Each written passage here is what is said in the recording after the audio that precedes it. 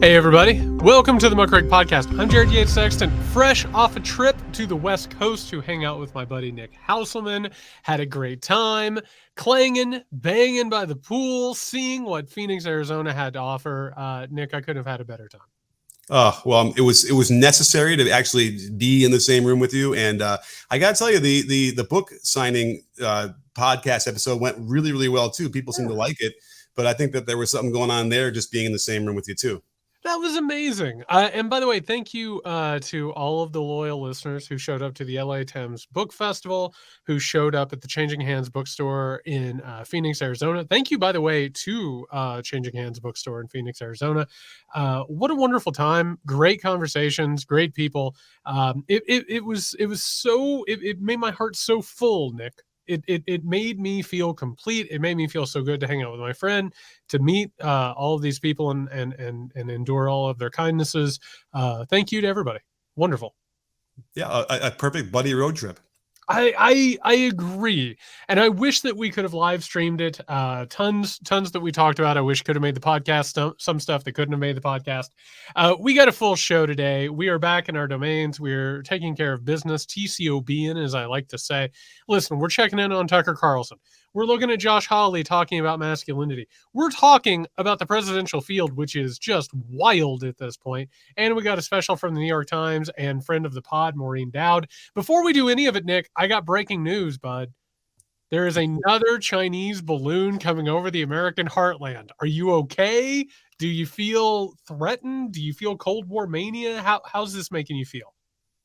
How does it make me feel knowing that China is, I guess, because it's so weird why they're even doing it. They can spy on us every other way they would ever want to. So I don't know. Maybe I'll go out and do some sunbathing and see what happens. You're not going to pull a JD Vance and go grab a semi-automatic and put on some boots that you've never worn and make sure that somebody takes a picture of you with social media, like you're going to shoot the thing out of the sky?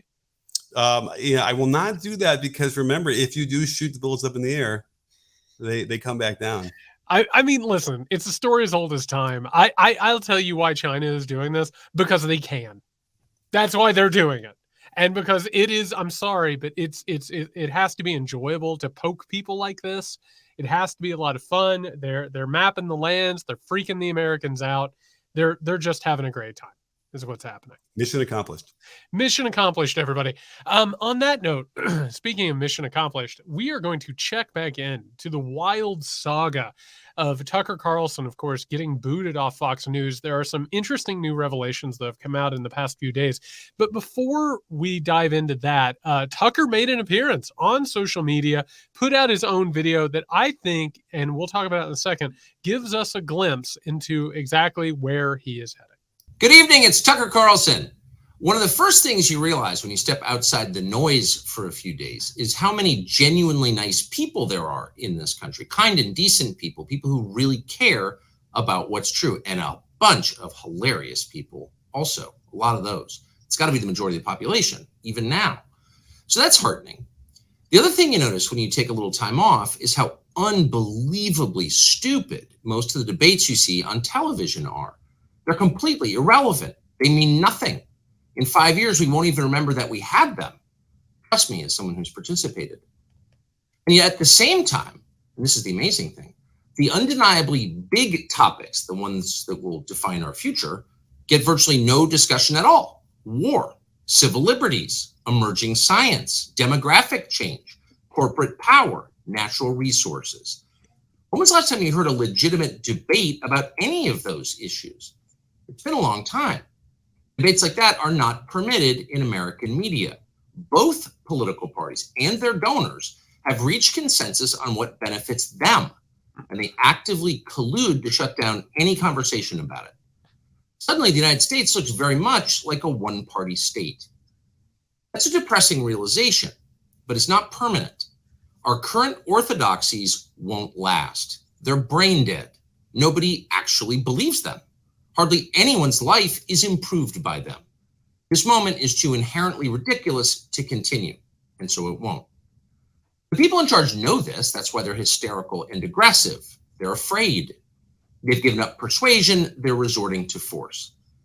But it won't work. When honest people say what's true, calmly and without embarrassment, they become powerful. At the same time, the liars who've been trying to silence them shrink and they become weaker. That's the iron law of the universe. True things prevail. Where can you still find Americans saying true things? There aren't many places left, but there are some, and that's enough. As long as you can hear the words, there is hope. See you soon. Okay, so we'll dive into the ramifications of this in just a second. Nick, I gotta tell you, that doesn't sound like a person who's going to run for the nomination of the Republican Party, does it? No, definitely doesn't sound like that either. I don't know. It sounds like he's gonna relaunch his the same thing he's been doing this whole time. That's exactly right. I mean, and like this was, I think, what people were waiting for, was to get some sort of an idea of exactly what Tucker was going to set his sights on next. I think we're very lucky that he isn't going to get involved in electoral politics, but I will tell you that like this is like very it's bracing stuff to know that he is setting his sights on the media. He's going to go in that direction. Also, by the way, I don't know how you feel about it. Outside of demographic change being something that we need to talk about, which is just dog whistling for white replacement theory, people of color taking over for the white race, what he said there linguistically about the state of our politics, not having conversations about this, a duopoly of parties, he's not wrong, which is why he is a very dangerous person, is because he takes what is true and what is actually happening and then twists it and perverts it. And by the way, still at the top of his powers in that regard. Yeah, well, I actually wrote some things down because I wanted to hit on exactly what you were saying, because he can get people nodding when you say like both parties are bereft of ideas or whatever. He said we it's all stupid debates on TV that we won't remember in 5 years. Like, yes, that is very alluring, because I can agree to that too. Like, he can get both people, but then he has these absolute statements that don't make a lot of sense. And he both sides it. He wants to make it seem like both of these parties are the same, and that, you know, what the Republicans are doing is just as bad as the Democrats. And so we just need something else completely. And that's what's so ridiculous and, you know, not on the same page. And it's, you know, honest people say what's true and they become powerful. You know, I think these guys are just frustrated that they get called out for being dicks. I mean, it really seems like what it is. And that's the question, is where is he going to go be a dick now?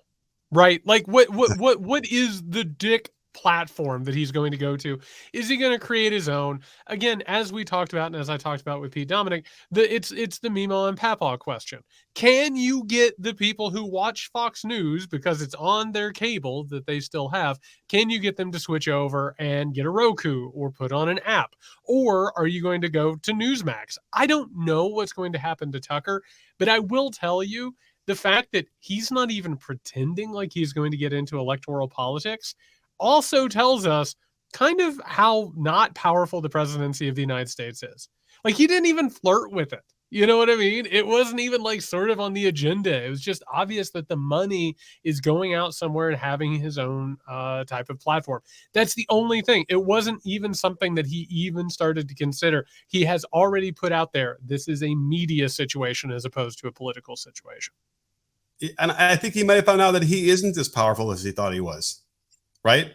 You know, thinking about somebody who's over the age of 65 or 70 installing an app on their phone makes me realize that, like, and I've seen have you seen this happen before? Somebody older trying to put an app on I've seen it. Yeah. Yeah, it happens. I mean, it's not a unicorn situation. Like, people are able to do it. It's just they literally, and you and I, we watched the video while we were traveling. It was like Brian Kilmeade being brought on to like try and stanch the bleeding. He's like, I'm here for Tucker Carlson. It's immediately, it was like 1 million Fox viewers scratching their foreheads, you know, and like just being like, what now? But I truly believe in that setting with that audience, it's a funnel to Fox. And I know Newsmax for a minute was able to try and, you know, exhort some of their audience because they were more radical. But I think that over time, people, you know, forget, like a guy like Bill O'Reilly, you know, he's got a little bit of a niche. He's got, you know, an audience that he was able to carry over after he got fired. And Glenn Beck too. But I do feel like the biggest numbers he'll ever get, Tucker Carlson will ever get, will be where he was on Fox. And he'll never be able to replicate that kind of intense, fervent following. And I think that's more than likely, particularly considering he's going the media angle as opposed to the political angle. By the way, I want to talk about the spicy meatball that has started to roll around. And I've talked to multiple people who feel like this is a large part of the story that hasn't been told. There was a lot of conjecture. Was this because Tucker was costing them advertisers? Part of it. Was this because, they were ready to turn over a new leaf? Part of it. And by new leaf, I mean, are they going to find the newest type of racism and conspiracy theory out there to peddle? Yes.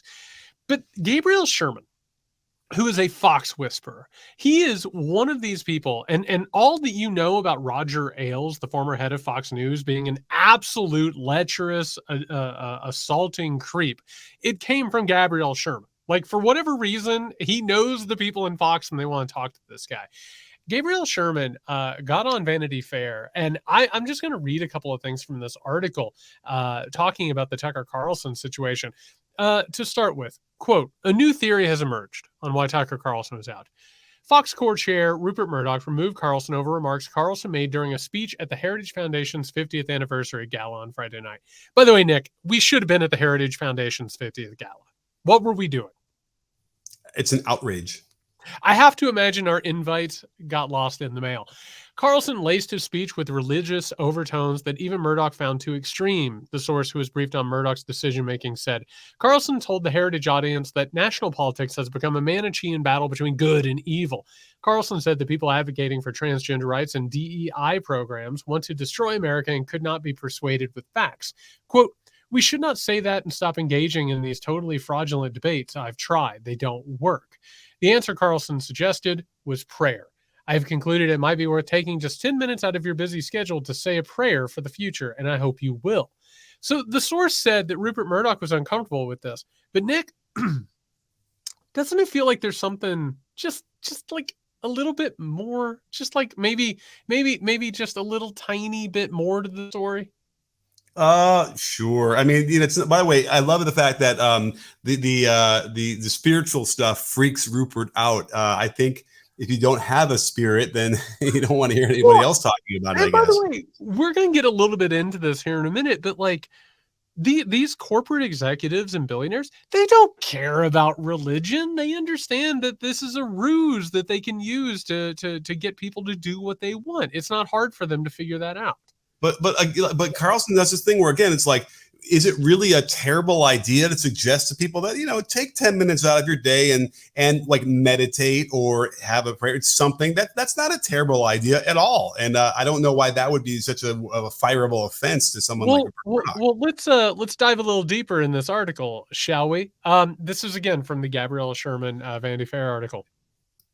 Rupert Murdoch was perhaps unnerved by Carlson's messianism because it echoed the end times worldview of Murdoch's ex-fiancé, Anne Leslie Smith, the source said. In my May cover story, I reported that Murdoch and Smith called off their 2-week engagement because Smith had told people Carlson was, quote, a messenger from God. Murdoch had seen Carlson and Smith discuss religion firsthand. In late March, Carlson had dinner at Murdoch's Bel Air vineyard with Murdoch and Smith, according to the source. During dinner, Smith pulled out a Bible and started reading passages from the book of Exodus, the source said. Quote, Rupert just sat there and stared, the source said. A few days after the dinner, Murdoch and Smith called off the wedding. By taking Carlson off the air, Murdoch was also taking away his ex's favorite show. I got to tell you, that sounds a lot like how a corporate executive actually makes their decisions. It wasn't that, that Carlson put the company in trouble. It wasn't that he was being sued or the workplace was being sued for being improper. It's not because of advertisers. It's because of petty bullshit personal problems. That's how this stuff works. It's funny because Succession had almost the same kind of thing. And nobody wanted to tell the boss's, girlfriend or whatever that she sucked as an anchor. And so they wrung their hands trying to figure out how can we say something that would get the point across. You know what? It does. You're right. There was a sudden tinge of electricity in the cockles of somewhere because that does make sense. Like that is right. He's like, I can't stand her anymore. I want her out. And you know what? She really vibed with that guy. I was threatened. Get him out of here too. it really boggles the mind that a business could be run by someone that would be willing to do something like that. Because again, if you're looking at a business standpoint, Tucker Carlson was somebody you wouldn't get rid of because of the ratings, even though he was losing. This is Rupert Murdoch's MO. He did it with O'Reilly. He did it with Glenn Beck. Now it was time to do it with Tucker Carlson. I mean, some owners and executives, they have peccadillos like this. They just get tired of whoever's out front. They want to sell off the star player. They want to go ahead and bring in somebody new, the new coach. It doesn't matter. Like in this situation, and I've talked to a few people off the record who are around Fox News, know about Fox News. If this wasn't one of the main motives, it was in the motives. Like this actually played into the situation because he had this fiance that he had an engagement to for about 2 weeks. And by the way, it just so happened that Tucker Carlson had her complete and utter blessing. And then he, what is it the kids say, Nick? He got the ick. He got the ick with this person. And this very well, I think, played into the entire part of it. I always thought ick was like what a fish gets when it gets sick, which kind of works. We're so old. I feel like the genesis of ick might have something to do with fish ick. Yeah. Right? I mean, icky has that fish look to him, I guess. So I'm going with it. Scaly and whatnot. Well, I promise you, everybody, we are going to keep an eye on not just this situation, but the fish ick situation. We're going to get down to the linguistic roots of where the ick, capital T, capital I, came from. Speaking of the ick, Nick, that was pretty good. Yeah. That's not a bad segment idea. Speaking of the ick? Speaking of the ick, Nick. Oh, okay. That's not bad. Okay, we'll take that under consideration. Speaking of the ick, Nick, in Missouri, Missouri Senator Josh Hawley, who is man, I gotta tell you, if he is trying to be the creepiest, most disturbing person in the United States Senate, he's given it a run. He really, truly is. Hawley gave an address at the Stronger Men's Conference. And we're going to examine a little bit of this because I think it's pretty telling of what is happening with the right wing, what they're trying to do. And I just think it's instructive. Roll that beautiful bean footage. No matter how you feel, no matter how the last 2 months have gone for you or the last few years, your life is a life of influence. Your life is a life of significance. And God wants to use you to do something that he won't use anybody else for. He has something for you that he doesn't have with anybody else. He has called you to a specific task and purpose in this day and in this hour. And the world needs it because he's chosen you to do it.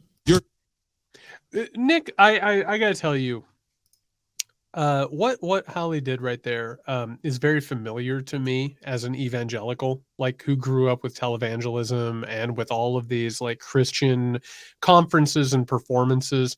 I don't think you probably have that much experience with people giving those performances. You've probably seen them on Twitter, particularly with Christian nationalism, which is what this is all tied into and what we're going to get into in just a moment. What does that feel like to you? I'll give the analysis after that, but what's that feel like to somebody who hasn't experienced much of this? I mean, it just feels like he's going to try and sell you something. He's going to try and get your money for something. He's making me feel, listen, whatever my relationship with God is on an individual basis, it does feel just ick to have somebody else trying to like point that out and tell me that and like convince me of this. I guess that's what a preacher is supposed to do. But I'm not getting that vibe. I'm getting some sort of really, what's the word I'm looking for? Corruption. That's what I'm getting from that. By the way, this is again one of the reasons you're the best co-host in the entire podcast business. You just put your finger right on the pulse of the situation. This is an absolute grift. Through and through, but also a political call for radicalization. It's telling white men, like, you have to stand up, you have to be ready to be warriors, which is what Hawley's all about, which is why he always talks about masculinity being under threat. It's always weird, by the way, that all right-wing conspiracies, the target of them, white men. Like, white men are just absolutely essential for the republic to stand. And that's why they're always being attacked. That's why outside puppeteers, inside traders, people of color, women, all of them are coming after white men. It's really weird how it works that way.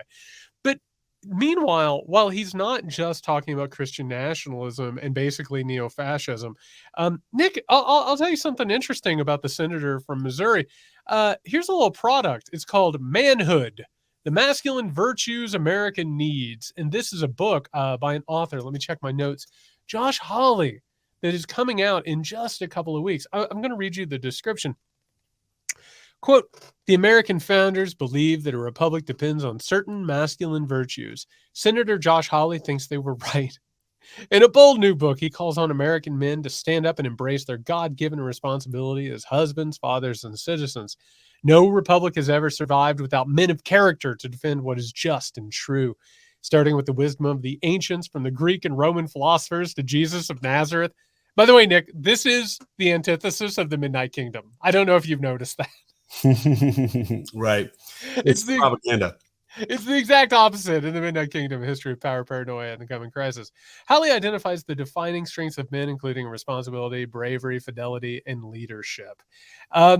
This is the selling of a book.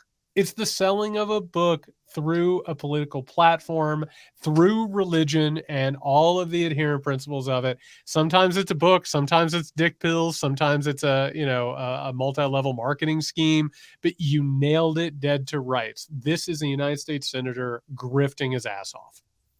Here's the problem with some of this is that, is it bad to talk about, fidelity? Is it bad to want people to aspire to that? I mean, I think we become so cynical and jaded that we kind of know a lot of these guys are cheating on their wives and they're horrible leaders or horrible bosses, all these different things. So that is sort of the issue.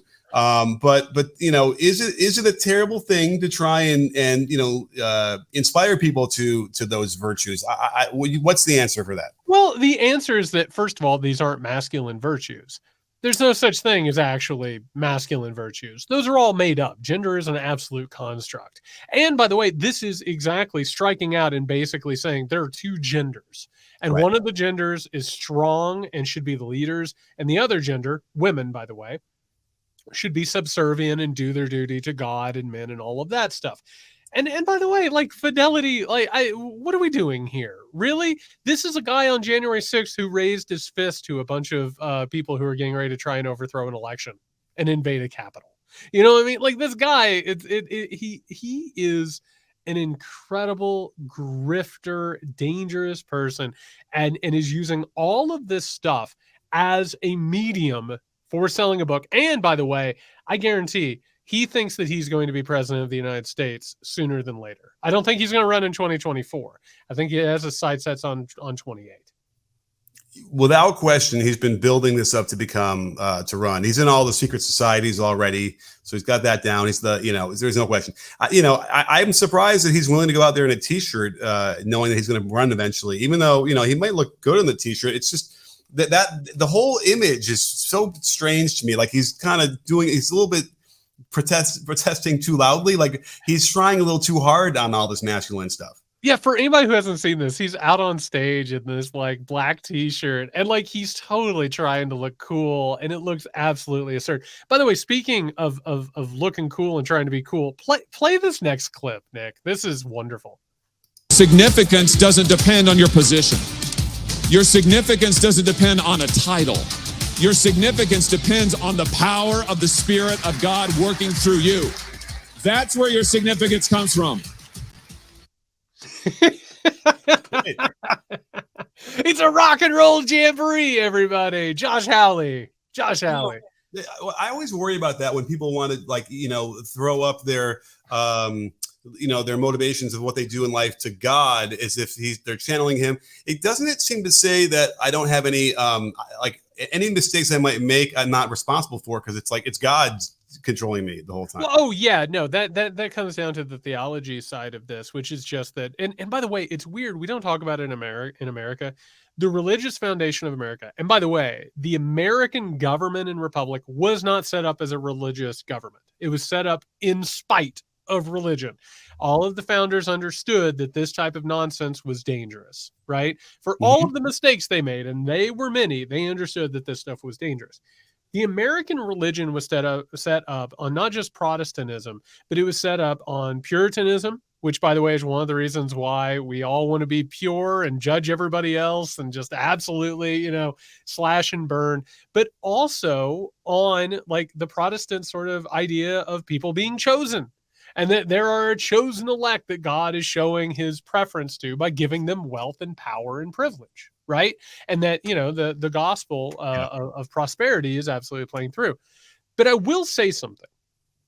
One of the things that he's doing, and this is a lot like Tucker Carlson saying what he said in his video, you'll notice he says that you are not defined by your position. This is a response to a hollowness of meaning in the United States of America. We've been hollowed out by neoliberalism. We've been told the only thing that matters is whether or not we have a good job, whether we have a lot of money. Meanwhile, we've all reached this point, particularly post-COVID, where all of a sudden we're like, man, I don't think that stuff has meaning. I want meaning. And what Hawley and other people like him in the national conservative movement are trying to do is they're trying to create purpose for people. It's not good purpose. It's fascistic purpose, it's oppressive purpose, but it is a semblance of purpose. And what's happening here is they actually are speaking to a problem, which is you are not your job. Not to rip off Fight Club too much, you are not your job. You are not your office. You're not your possessions. Those things don't actually mean anything. You should go out and find interconnectedness. You should go out and find meaning in others. But what he is saying is God, and I'm putting quotes around God because it's the national conservative God that they use in order to overthrow elections and hurt people. You should be serving that God, and you should be coming over here. And this is answering a deep cavity of crisis, a cavity of meaning at this point. For sure. I think he's also trying to channel if he says the right words in the right way on that stage, a lot of the work he would have had to have done to get people to vote for him, it's kind of done very quickly because he taps into the religious aspect of it, of which people are trained to follow. You know what I mean? And that gets them, it kind of cuts through like in a very cynical way, which he is, by the way, right? He's very cynical in this. Very cynical. He's recognizing that. He's like, gosh, I don't have to, go door to door and do all the other stuff I have to do, whatever. I can just say these things. It'll get shared on social media and I can almost instantly turn that light switch on because they recognize the language that I am, manipulating to get them to follow me. It's like nothing. He hasn't to say anything about policy. He doesn't have to say anything about what he might do to help the country or what he wants to how to govern. He can say that, and that's all he needs. He gets votes. That's really horrible. Well, and by the way, that's the entire point of what the national conservatives are doing. They're going to use God, masculinity, and by the way, Hawley and other people like him are going to use militarism, right, to basically say, listen, not only are we not going to help you, you don't want us to help you. You need to help yourself. And everything that you're suffering and everything you're going through is in a larger crusade. You're doing it for God. You're doing it because you're on the right side of history. You're doing it because you're a holy warrior in a holy war. And as a result, they are creating a base of people who are like, don't help us. Absolutely. Don't give us that. Don't take care of us that way. That is the message that Hawley and the national conservatives are absolutely preparing people for. And what's even worse is that then they will attack the left as godless sinners, right? Yep. And when you look at that, Nancy Pelosi, for instance, I think might be the most religious of anybody in Congress as far as her faith and how she practices it in a traditional sense. And a lot of Democrats are. Certainly a lot of people are. Nobody wants to be accused of being godless or whatever, but it turns out that when you use that, that should be out of bounds as well. It probably used to be at some point, but they'll use that as an example where it turns out that people of faith are obviously across every party. It doesn't have to do with anything what party you're in, but they're vilifying that using God, and that is just a real problem because how do you shake anyone from that once you told them that and they believe it? That's another reason why we're stuck in this where we are now. Absolutely. And Josh Hawley, incredibly dangerous person. Really, really dangerous person who brings a lot of different aspects of the far right and national conservatism under one banner. He's a really dangerous person. And he reminds me, to a certain extent, Nick, he reminds me of maybe a more personable Ron DeSantis, right? Which we're going to shift into the presidential field right now. It's getting weird out there. It's wild, wacky election season. And I got to tell you, Ron DeSantis, and we're going to get into a couple of reports that are coming out right now. This is a really strange thing that has been happening lately, which is everywhere that Ron DeSantis goes, every place that he goes, there are reports coming out consistently that people are not impressed by him, that they're put off by him, and that donors are like, oh my God, this is the guy that I've given millions of dollars to. And do not underplay the fact that he has over $100 million worth of political donations. Like, he has a war chest unlike any other. But let's take a look, Nick. By the way, he went to Japan, made a fool out of himself. He went over to the UK. This is from European Politico. I'm sorry, but when a headline reads, quote, Ron DeTedious, DeSantis underwhelms Britain as business chiefs. Here are just some quotes. He was described as, quote, horrendous, low wattage, low energy, people. Quote, it felt like the end of an overseas trip.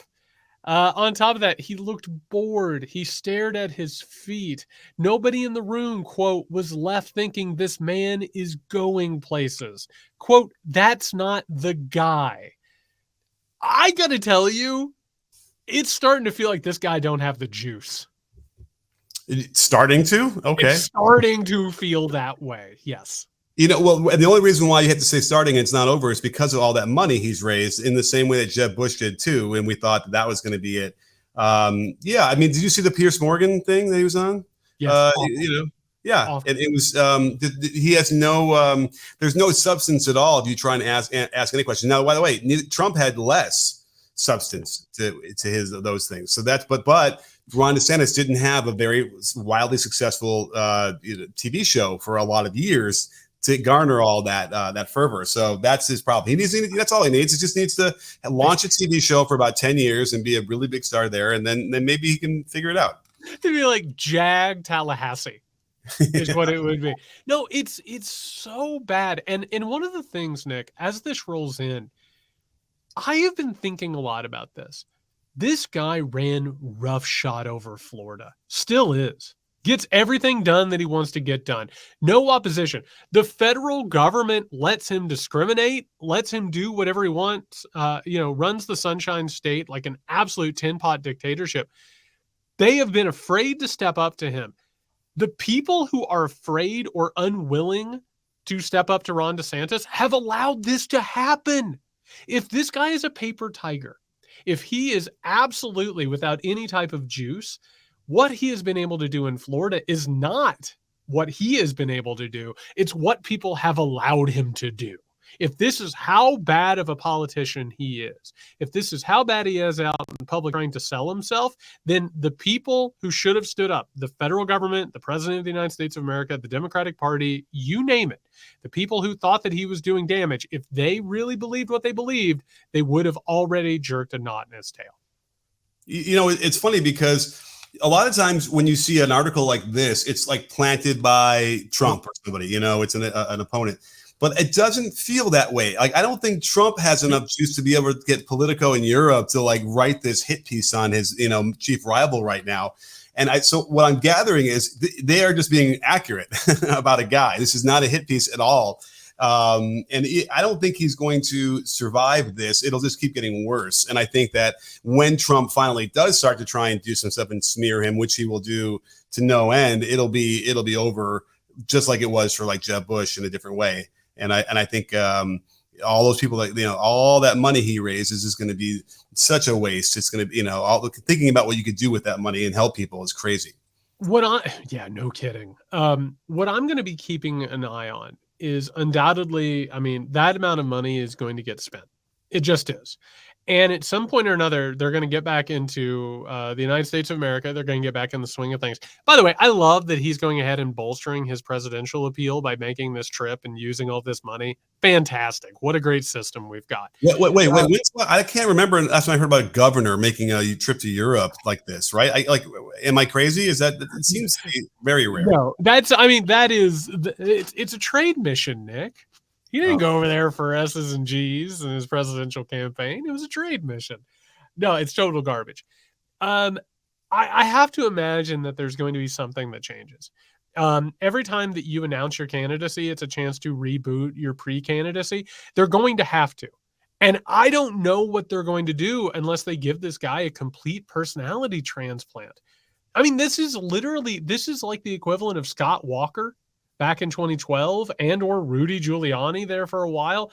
People who, I mean, the entire Republican Party and the establishment were absolutely frothing at the mouth at. And now, I mean, like, this is going over like a lead balloon. Just all you have to do is let him talk. Actually, it's a lot like The Apprentice. When the guy starts to do badly, and you just got to shut up and let him, do it. He will sink himself. And you called this a long time ago. And it's a personality thing, I think, is a big part of it. That's what I'm reading between the lines here, right? They don't like it because he's looking down at his shoes. He's not really like engaged like a guy like maybe W was, right? W could go on this kind of a trip as a governor of Texas and charm everybody. Loved him. Yeah, they would have loved him, talking great about him the whole time. This guy's got a personality disorder to some degree or something where he just does not have any of that magnetism, and you need a little bit of it at least. Well, he is deep down. He is a jag who, by the way, was present for people getting waterboarded. I mean, that's who he is. It's a corrosive ugliness at the heart of this guy. It's why he's so cruel. And by the way, you keep talking about The Apprentice. We got to talk about Donald Trump. Donald Trump right now is the odds-on favorite to be the Republican nominee again.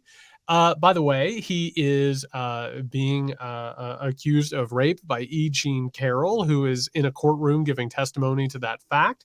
On top of that, Nick, I don't know if you saw this. It's late-breaking news. CNN is hosting a town hall with Donald damn Trump here soon.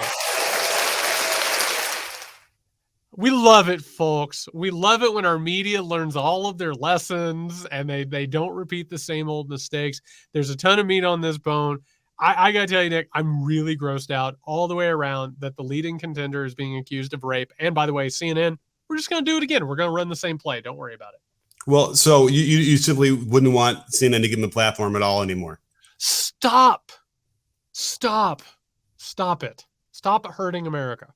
Right. Well, what if it's the argument is, well, let's put him out there so we can demonstrate how horrible he is, and we need to see it again. I have to assume that when they're selling ads for that show, that's what they're thinking.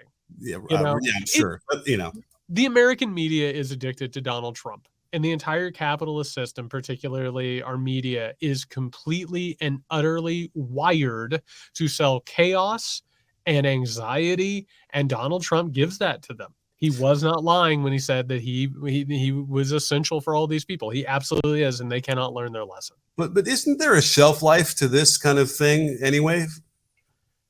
I mean, isn't there? I don't know. We talked about it when I was out there, Nick. 2024 is starting to look like 2020 again. What the hell? How is that even possible that we can go through another cycle and get right back to where we were? Well, obviously, because Biden's the incumbent, that part of the equation, which is frustrating, was always going to be on the table once he got elected in 2020, I guess, right? We kind of sense that. So I think, how is it possible that Trump is doing it again? And that's probably what your question is, right? It seemed for the longest time that DeSantis was going to be the kryptonite to Donald Trump, and that was going to be where the establishment moved, and they were going to try and take over the party. By the way, it just shows us the establishment within the Republican Party sucks. Like going back to our first segment, Rupert Murdoch maybe getting rid of Tucker Carlson because his ex-fiancé loved him. They suck. You want to talk about lack of juice? They don't have any juice. Their best is like Ted Cruz, and that guy's more worried about growing a beard than he is growing an actual political profile.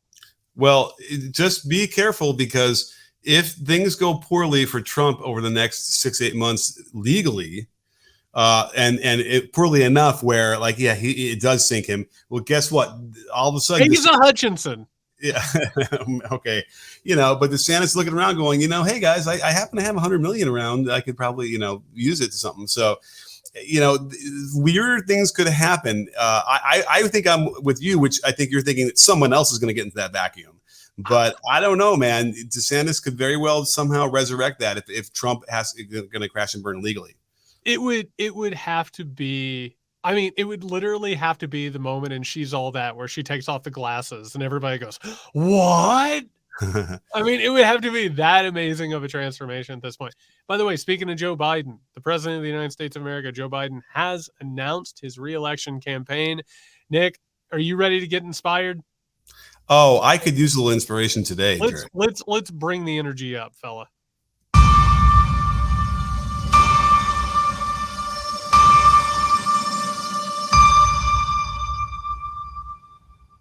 Freedom.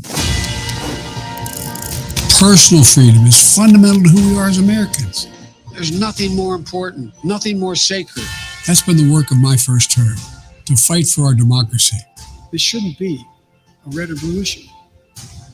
To protect our rights, to make sure that everyone in this country is treated equally and that everyone is given a fair shot at making it.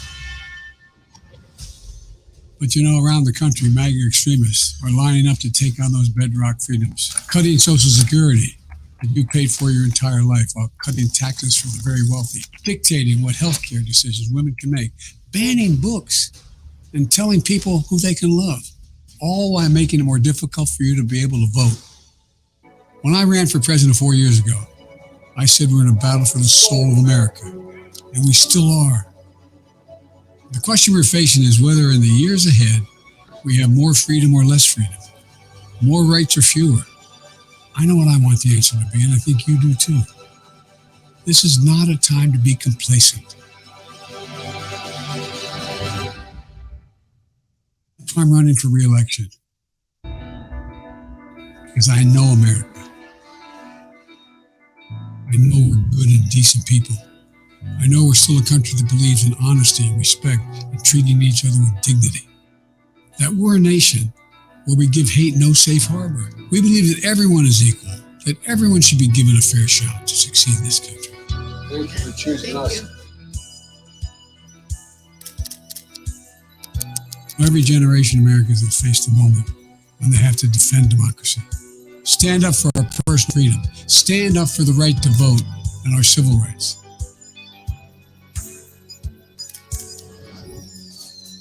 And this is our moment.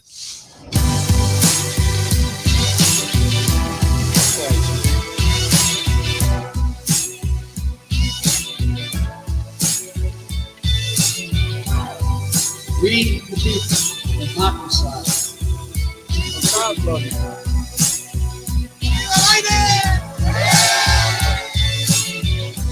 So if you're with me, go to joebiden.com and sign up.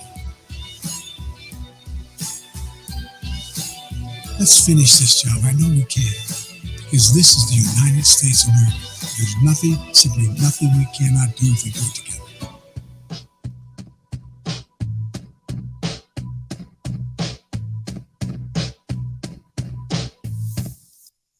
Nick, are you ready for a year and a half of let's finish the job? I'm ready for a commercial where they actually do the sound mixing properly. What the It's hell terrible. was that? Terrible. Terrible. Yeah. First of all, the mic was, I don't like where they put the mic. Half of his thing is not balanced properly with the music. It's like, what ineptitude is going on there? The editing style. By the way, did you count how many times Kamala was in there? About 4 times. I think it might have been like 6 at the very end. They threw a couple really quick shots of her, whatever, smiling. They're always smiling. You got to be able to edit that out if you need to. Oh. That's the whole point. You got to hope if you need to, you can edit that out. Well, he mentioned her the other day in the speech too a little bit, so I feel like we're going to get the same thing. Although the only question now is who's Trump going to run with. But we're going to get Kamala and Biden. There's no question. But they better up their game. First of all, it's way too long. And by the way, I'm sorry, I'm hijacking this for a second. Right. There's a part in the middle where he starts talking about how Americans all should be equal and equal chance or whatever that is. That's how this thing should have started. Yep. So I don't understand why he would have started this thing on such a downer, on an eerie, and it's like, and all the horrible things that are going on. He needs to focus on how he can reach everybody and everybody can get an equal share of everything. It's frightening that this is what they're going to release. So I'll go ahead. And again, I know there are people within the Biden campaign and the Biden administration who listen to this show. Here's a helpful little hint. You have been president for 4 years. If you start your ad off by showing all of the dangers, you are saying we haven't fixed the dangers. You ran in 2020 to fix the dangers, right? You can put that in the middle, but that's not your initial thing. The entire point that Biden needs to run on is, here's all the stuff that I've done. Remind the people. And by the way, they're never specific. They're showing people working and putting up girders and stuff. Like, actually talk about, say what it is that you've done. And don't just sit there and by the way, protecting people's rights, protecting women's right to abortion, protecting, books and learning. You haven't done anything about that yet. You've said a bunch of things. You've gone out and you've given speeches saying that people should be able to vote and that women should have control over their bodies and people should have books and they should love who they want to love. You haven't done anything about it yet. You haven't. And that's one of the biggest black eyes of this presidency, is they have been afraid to step up to the plate and push back against this stuff. This is a failure of an ad. It's a failure of an ad. And and by the way, like, it is way too long. It sounds terrible. There's not necessarily a cohesive message. And nobody told me in that ad what we're going to do in the next 4 years. Finish the job. I said this to you in Arizona. That sounds like you hit a deer and you need to take care of it and put it out of its misery. That's not inspiring. You're Jared, moving to an end? No. Jared, have you ever hit a deer with your car? Yeah, it was okay though. It got away. Oh, only because I'd say if you really hit a deer with your car, I mean, really hit it, you're probably dead. You're going to die. That can take you out. I've known some people that's taken out. Right? Like, your car could be totaled. So yes, that's Midwestern exactly what stuff. I'm picturing right now. For people who don't know, that's Midwestern stuff. Do not say finish the job. You gotta stop. You can't say. Do you remember, Nick? I don't know if have you seen Wag the Dog? Yes. Okay. Wag the Dog, I think, is an underrated 1990s political movie. The president in that movie was running for re-election. Do you remember what his campaign slogan was? Oh, man. Remind me. You don't switch horses in midstream. Yeah, right. Yeah. That's the only thing worse than this. This is up there with Jeb! Yeah. Exclamation mark. Finish the job is piss poor. It's not good. Yeah. So finish the job, sweep the leg, all sorts of terrible stuff. Sweep the leg, put him in a body bag. Yeah. Do it for Johnny. Terrible. It's there's a problem here, and they don't have the creativity and the connection that other candidates have had. Even candidates that are directly related to Joe Biden, that they probably could have borrowed and I guess are not available suddenly. I don't know. But it's early. It's early, Jared. He might be able to figure something out and improve, right? Right. I don't know. I'm not going to hold. Does it really matter what the first impression of your re-election campaign is? Does it really matter? It's a good chance to set a tone. Is what it is. It's a pretty good way to set the tone for what's coming up. And by the way, I mean, let's be very clear. We talked about this a couple of years ago. The original Joe Biden for president campaign didn't work that well. Right. It was not good. He was absolutely DOA by the time that he got to South Carolina, and they said, we need to stop it with this Bernie nonsense. You all need to get out, and we need to go ahead and get Joe over the finish line. It was not a good campaign. And again, this administration is so bad at touting what it has done. They're terrified to talk about it. They're terrified to take these big controversial stances. The only thing, by the way, in this ad that even actually made that much sense was when it showed Trump with DeSantis. That was smart. That was a smart little piece of editing. You didn't see that on the podcast, but that's about it. This is not great. It's not great. I'm looking almost for my old text. I feel like you had texted me about Biden in Iowa at some point, way back. Yes. When I basically got early coronavirus, I went to a Joe Biden rally in Iowa. That was when John Kerry was at the hotel telling people that he was going to come in and take the nomination and that Biden sucked. It was bad. The people in the Biden campaign were telling me this ship is going down. It was really, really bad. And it something has to change. Yeah. Something. Well, the only thing that's going to change is what happens to Trump.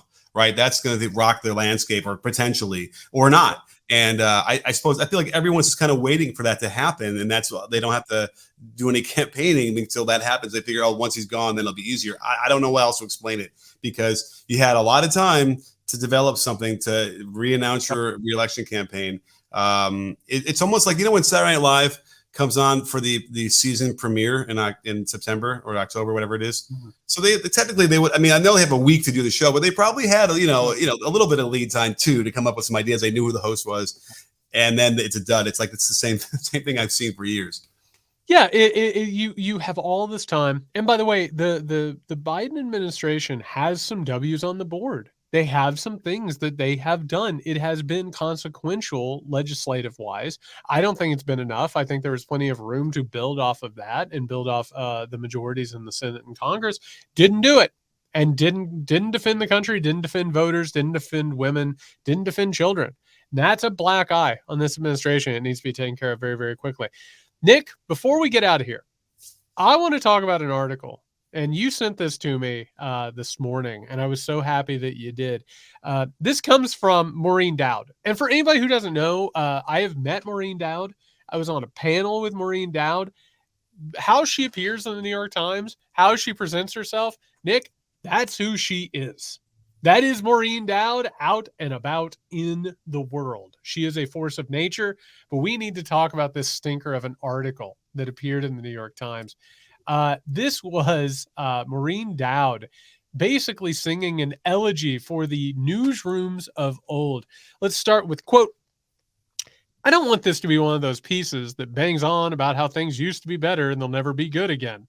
By the way, Nick, anytime somebody writes that, what do they want to do? It's going to be exactly that. It's going to be exactly that. But when it comes to newsrooms, it happens to be true. Quote, "What would a newspaper movie look like today?" wondered my New York Times colleague Jim Ruttenberg. A bunch of individuals at their apartments surrounded by sad houseplants using Slack? Mike Isikoff, an investigative reporter at Yahoo who worked with me at the Washington Star back in the 70s, agreed. Quote, "Newsrooms were a crackling gaggle of gossip, jokes, anxiety, and oddball hilarious characters. Now we sit at home alone staring at our computers. What a drag."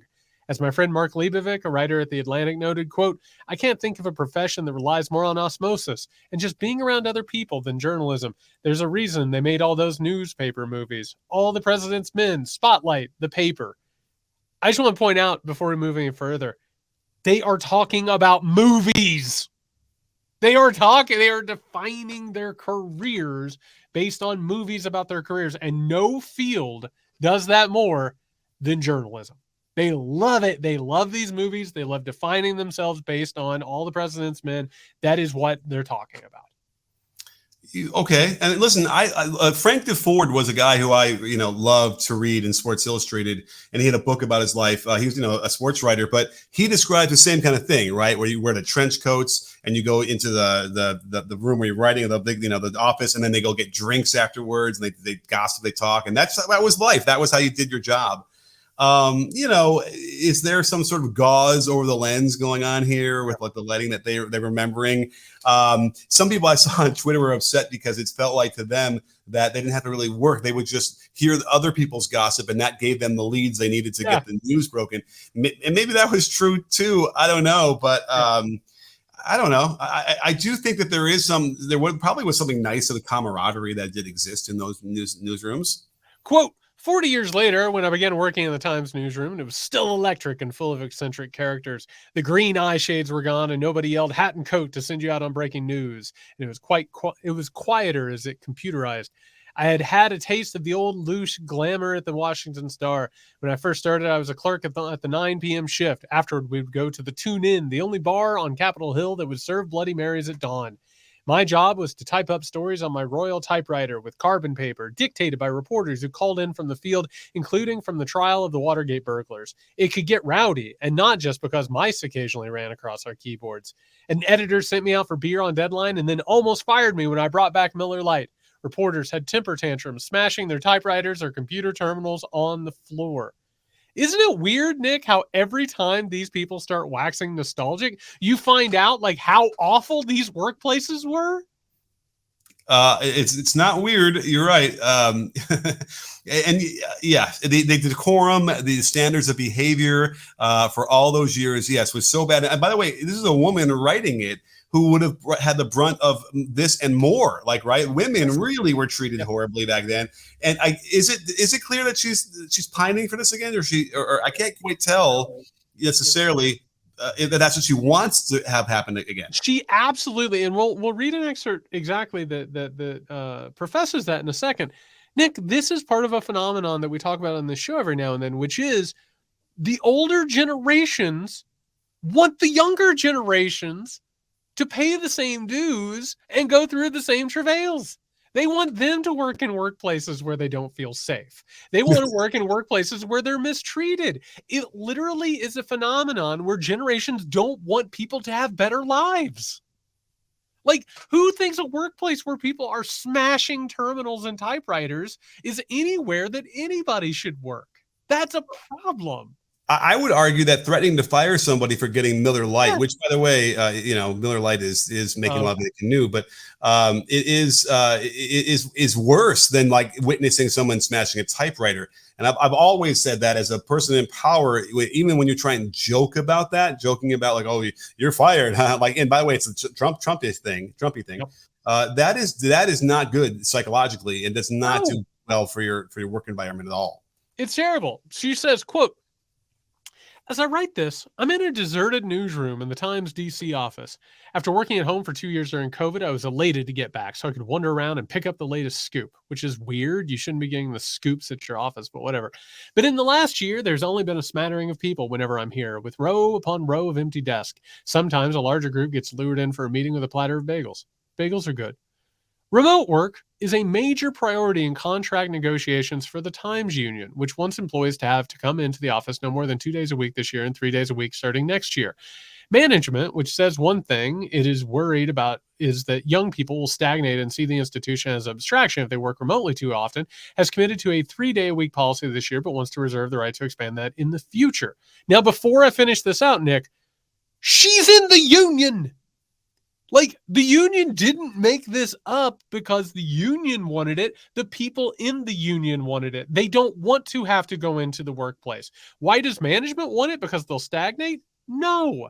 Management wants it so they can supervise them, so that the people over them, the middle managers, will continue to be hired. They do not trust the employees to do what needs to be done. She's siding with management. That's what she's doing right here. Is there, by the way, okay, so let's just say you don't have the managerial class overseeing your workers. Would there be a possible way that would ensure that the workers would treat their jobs properly and actually do the work? Like, wouldn't there be a way for management to make sure that would still be in place? For sure. And if you think that they're going to listen to this quote, "I worry that the romance, the alchemy is gone. Once people realized the completely stunning fact that they could put out a great newspaper from home, they decided, why not do so?" Hell of a question. What? That's the whole point. Yes, it's not hurting the quality of the newspaper. Like they don't have to be in there. What she is wishing for is a completely imaginary place that used to exist, and she's just rhapsodizing about it and wants to put people into unnecessary situations.